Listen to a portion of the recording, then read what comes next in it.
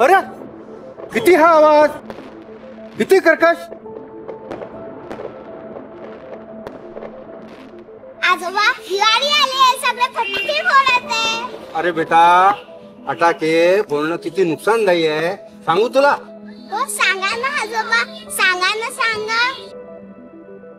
आकाशातले ढग काय म्हणतात सांगू तुला. हो सांगा ना आजोबा, सांगा ना सांगा. तो पहा ढग काय सांगतो ते ऐक.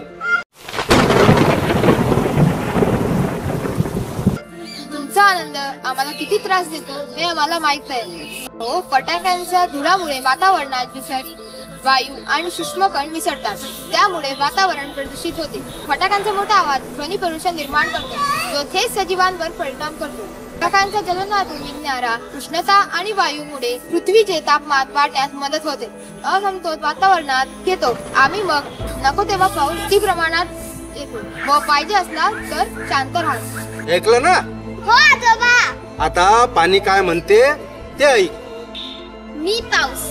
जास्त फटाके जाळले की वायू वातावरण प्रदूषित करतात आणि आम्लयुक्त पाऊस देखील निर्माण करू शकतात, जे पाण्याच्या स्रोतांमध्ये मिसळल्यावर जल प्रदूषण होतं आणि माती प्रदूषण देखील होऊ शकतं व पाण्यामुळे अनेक साथीचे रोग होतात, जे प्रत्येक सजीवाला घातक असतात. हो आजोबा, खूप भयंकर.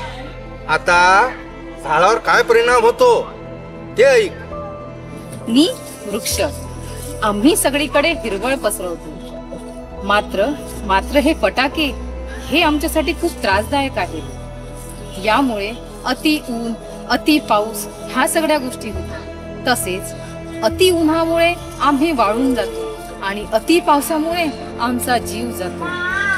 निसर्गाचा असाच असमतोल, अति धूप, अति आवाज हे सगळे फटाके करतात. आता मनुष्यावर काय परिणाम होतो ते ऐका. फटाके फोडण्याचे दुष्परिणाम म्हणजे आरोग्यावर होणारे हानिकारक परिणाम, जसे श्वसनाचे आजार, ऐकू येण्याची क्षमता कमी होणे आणि मानसिक आरोग्यास हानिकारक. फटाक्याच्या धुरामुळे वायूमध्ये हानिकारक रसायन आणि बारीक धुळीचे कण मिसळतात, ज्यामुळे अस्थमा, श्वसनाचे अनेक आजार उद्भवतात. ऐकण्याची शक्ती कमी होते. मोठ्या आवाजामुळे ऐकण्याच्या क्षमतेला धोका निर्माण होतो. इतकेच नव्हे तर फटाक्याच्या आवाजामुळे ताण वाढतो आणि मानसिक रोगांना अतिव्हेंटिलेशनचा त्रास उद्भवतो, ज्यामुळे अनेक समस्या निर्माण होऊ शकतात. नको ते फटाके. आमच्या जुन्या काळात नव्हतं असं काही, पण आता खूप प्रमाण वाढलेलं आहे. आता माणूसच माणसाला संपवायला निघाला तर आम्ही काय करणार. आमच्या जुन्या काळात नव्हते ते, आता माणूसच माणसाला संपवत चालला आहे. कोण सांगणार त्यांना पडू नका.